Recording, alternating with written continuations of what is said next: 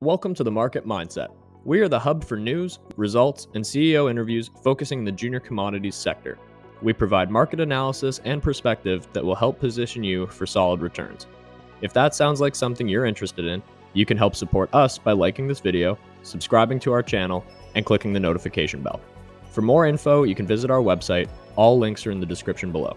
Now let's get into today's video.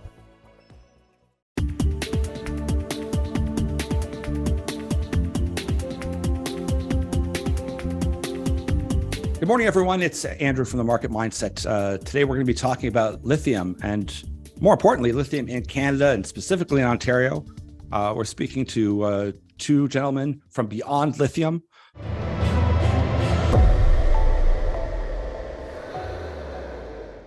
This is the largest greenfield exploration and project generator company in Ontario. It's over 150,000 acres.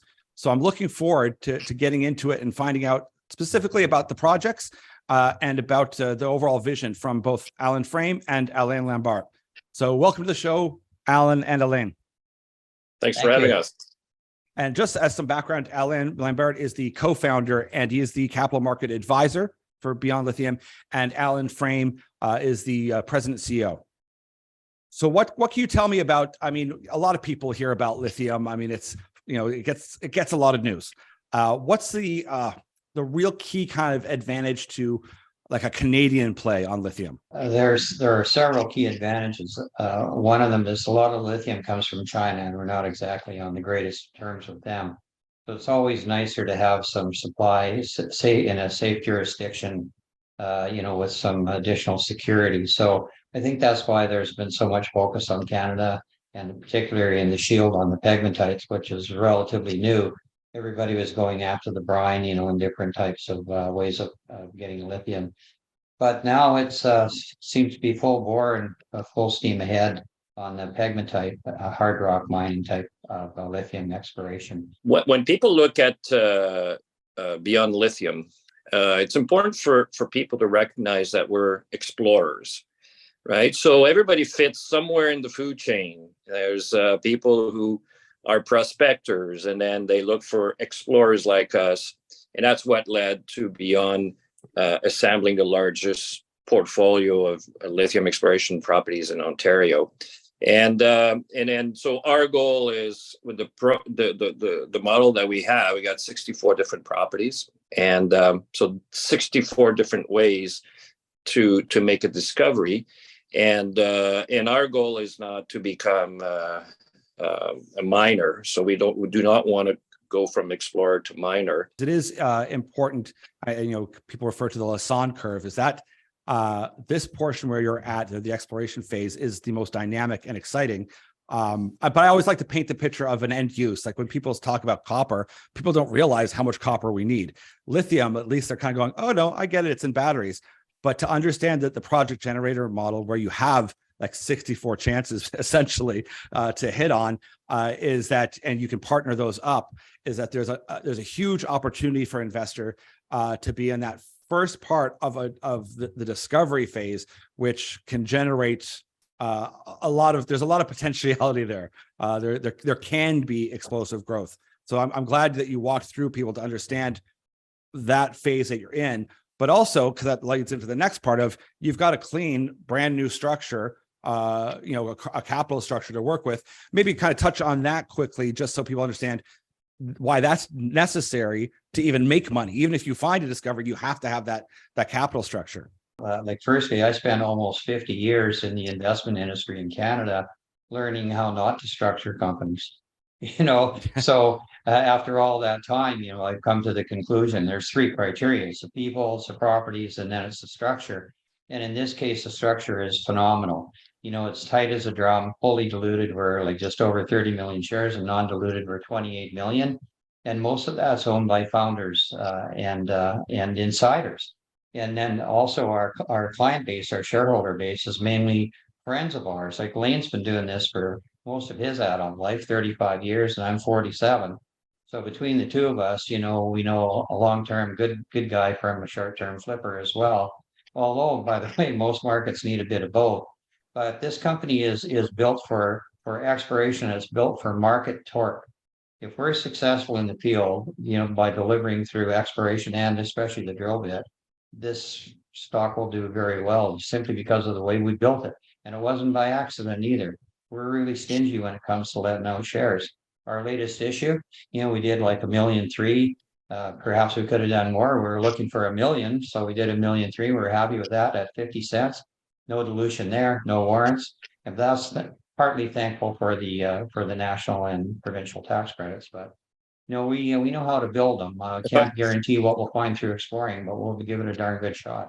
If you look at our market cap, about $9 million, in our business model, 64 different ways to hit a home run. And as Al was saying earlier, maybe some of these properties will be joint ventured, but we'll retain a direct interest in them.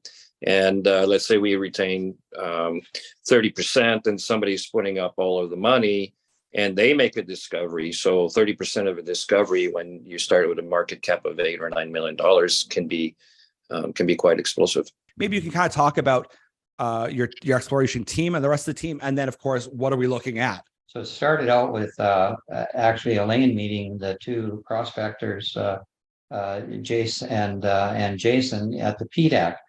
We were already dealing with them on certain properties in Ontario, but once we understood more carefully how they put their plays together, before they basically offered them to companies like ours, we found that their criteria was pretty much the same as our criteria. It's interesting to note that these two prospectors spent over $400,000 of their own money accumulating claims, spent over 4,000 hours of research, looking back through old files where lithium wasn't even on anybody's lips. So you look for a few buzzwords. It takes hours and hours and hours, and the patience of Job to do that. So they find buzzwords, then they research the properties, try to get boots on the ground, do a little more work, and only then would they select their properties. And it turns out their properties are pretty well selected because they're all near discoveries. And it wasn't really that way. It wasn't the discovery that drove them. It was the research that did. So we got, we think the two greatest guys, that we know for boots on the ground, and they're an integral part of our company. They're significant shareholders as well. And then we got Lawrence Sang, whom I've known for well over a decade. Lawrence is sort of an all-around QP geo. He works presently for Ascot Resources, chief geologist in the field, and he's been involved in startups. He's been involved in basic exploration, development work, building mines, the whole 9 yards. Very, very, very well educated, sharp as a tack, very friendly guy, and works really well with Jason. And he's sort of our team leader now.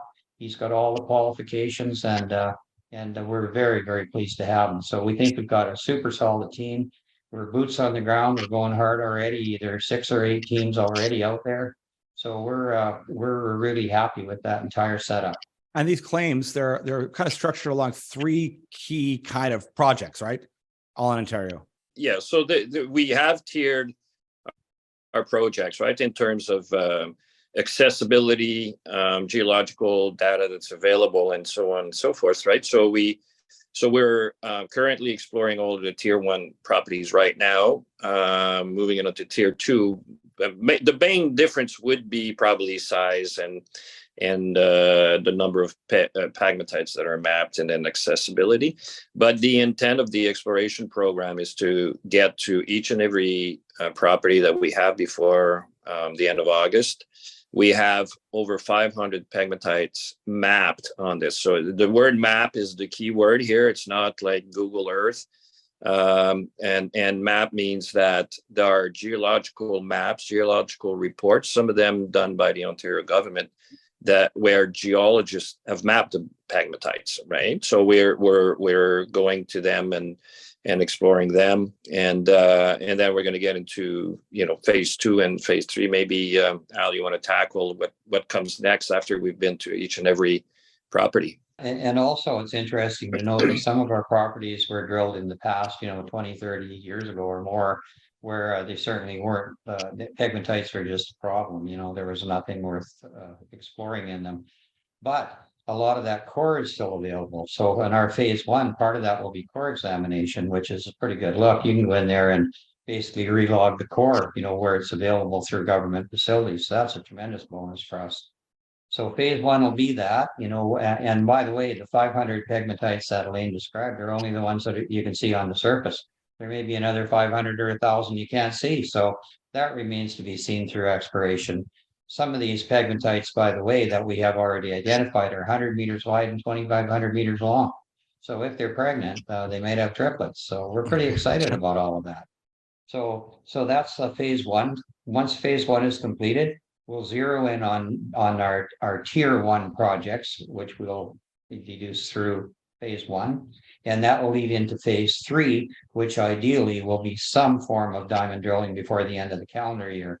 So we're pretty optimistic we'll be able to do that because the people that we have in the field are pretty competent and they're aggressive and they really put their days in. So, and we've got I think a head start on everybody in terms of grassroots exploration. So I think we'll get phase one done, phase two done, and pretty sure we'll get a crack at phase three this year. We have the people, we have talented technical team. We have the properties.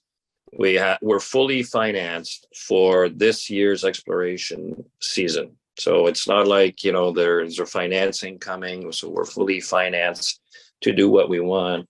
And as soon as we had tied up the last piece of our portfolio, our priority became the people, assembling a large and talented team. Because as Al and I were saying, well, acquiring the portfolio of properties, that's the easy thing, right? What you need to do after that is get boots on the ground. And, the snow was barely melted. And, we had guys in the field, and we have guys in the field now. And as Al said, we've got several teams. Now it's about getting results. They're sampling, they're mapping. We got a LIBS device that allows us to, get an idea of what's in the rocks live on site. And now it's all about delivering the news flow that people will be looking for. Well, we're really looking forward to seeing any results that start coming and seeping through from each phase.